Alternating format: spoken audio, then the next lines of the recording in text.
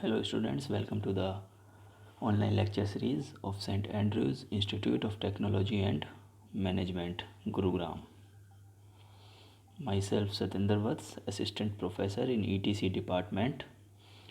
Our today's topic is amplitude modulation generation methods, how we can generate amplitude modulated waves. This is a part of Unit 2nd of Communication Systems in ETC 4th semester.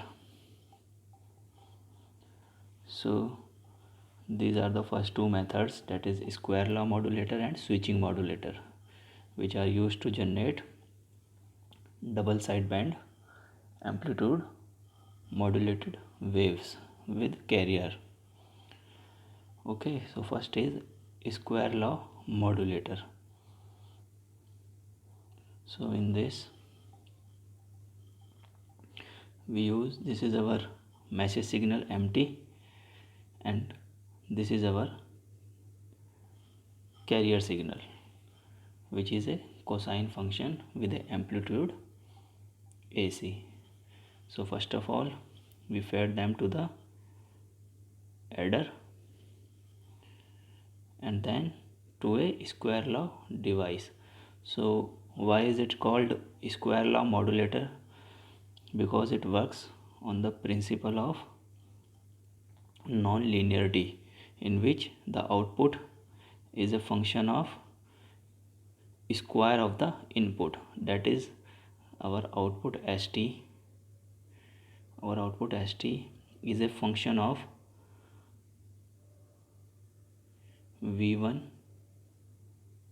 T square, that is it will be a non-linear function of the input voltage supplied. Okay, so if our message signal is MT, M of T, that is message signal, and this is our carrier signal AC cos 2 pi FC T. FC is the frequency of the carrier and AC is the amplitude. So let them out. These signals are applied to the adder first. So V1T would become this one, MT plus the carrier signal AC cos 2 pi FCT. Okay, now V2T, that is the output of this square law device. This square law device or this non-linear device can be anything, a diode or a transistor, because both of them provides output which is a non-linear function of the input. So we can use a diode or a transistor. So that output V2T would be equal to K1 into Vt plus K2 into V1 square T, which is showing a square function or square relation between input and output.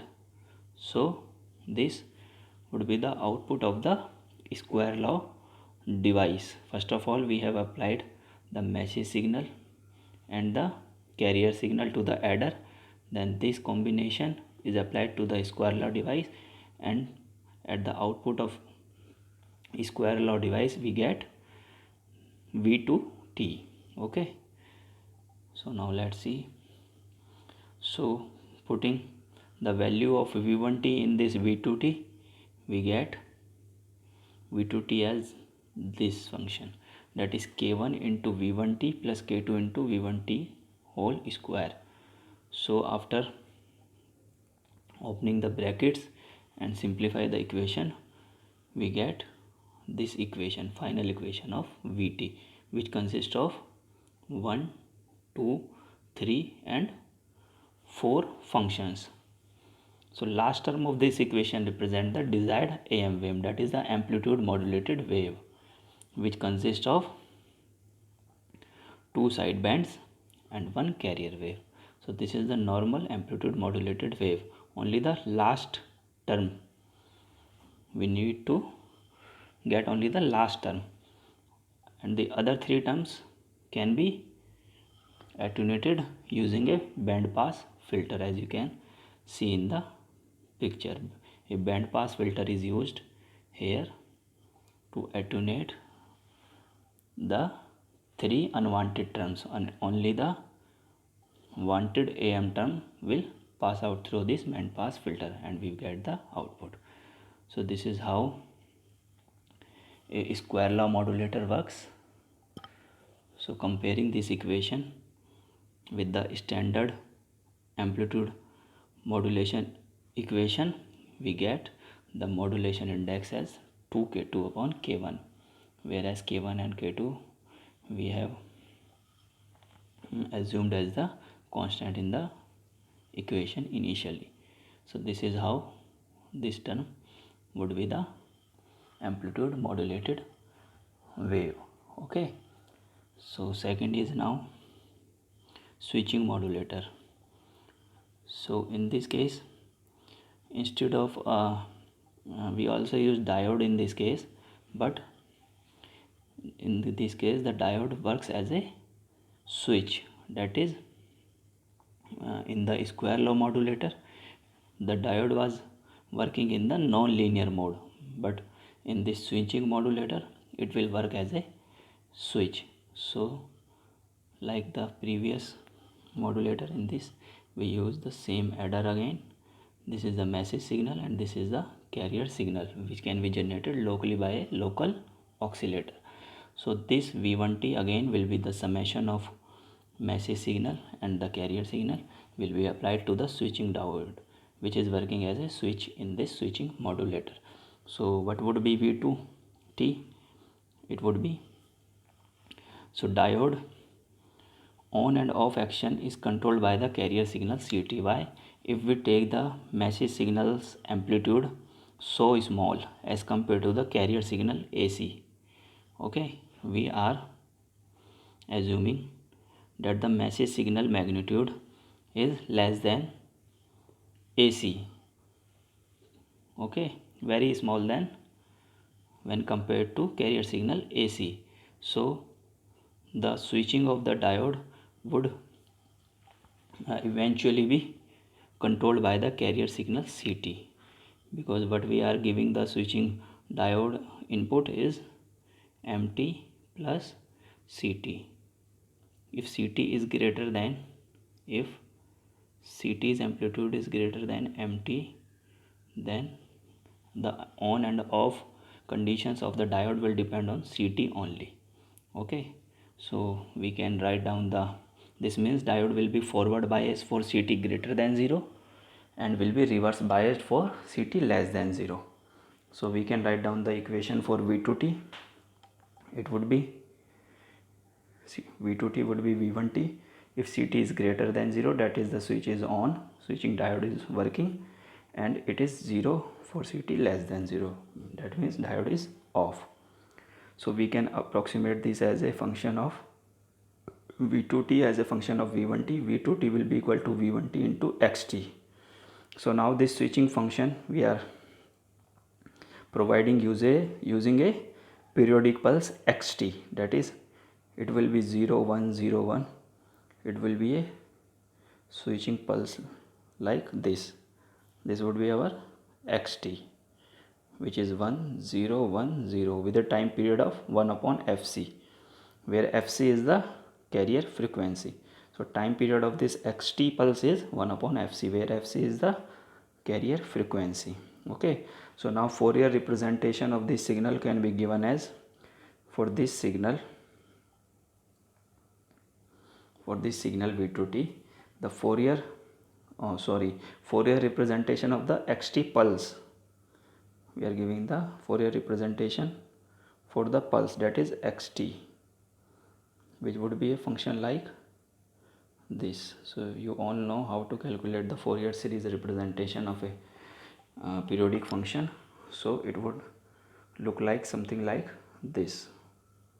Okay, so it would look like this, that is 1 upon 2 plus 2 by pi summation n is equal to 1 to infinite minus 1 raised to power n minus 1 divided by 2n minus 1 and cos into 2 pi 2n minus 1 FCT.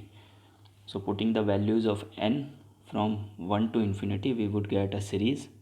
This is the Fourier series of the function xt, which is 1 by 2 plus 2 by pi cos 2 pi fct minus 2 by 3 pi cos 6 pi fct, and so on. As we put the values of n, it goes up to infinity. So now v2t is a function of v1t multiply xt. So putting this in the equation, v2t would become v1t multiply this xt.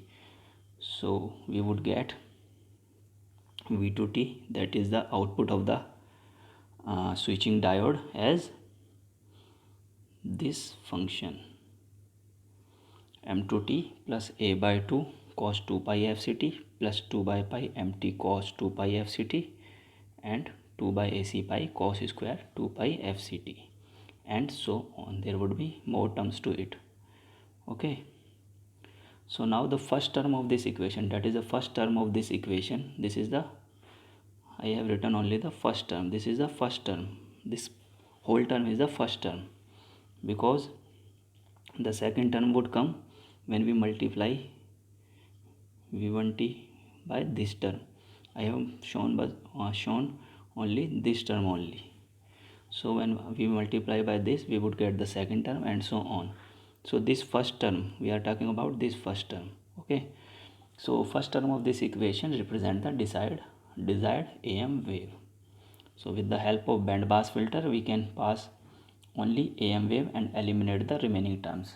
So whatever the other terms we get in the equation, we can attenuate or eliminate them using a band pass filter. So in last, what we get, that is the output of this switching modulator as this one, and comparing this with the equation, standard equation, we would get modulation index as 4 upon pi AC, where AC was the amplitude of carrier. So this is how we can generate the amplitude modulated wave, that is the DSP with full carrier. Okay, so now we need to generate double sideband wave with suppressed carrier, that is we want to suppress the carrier or eliminate the carrier from the amplitude modulated wave. So for that purpose, we use a balanced modulator. This is the balanced modulator for double sideband suppressed carrier. So in this we use two amplitude modulators. We provide them the carrier signal that is generated by this local oscillator. To both the modulators we applied CT, and for first we use MT, and for the second amplitude modulator we use the negative of message signal MT. So from this we would get S1T, as we have already seen the modulators outputs.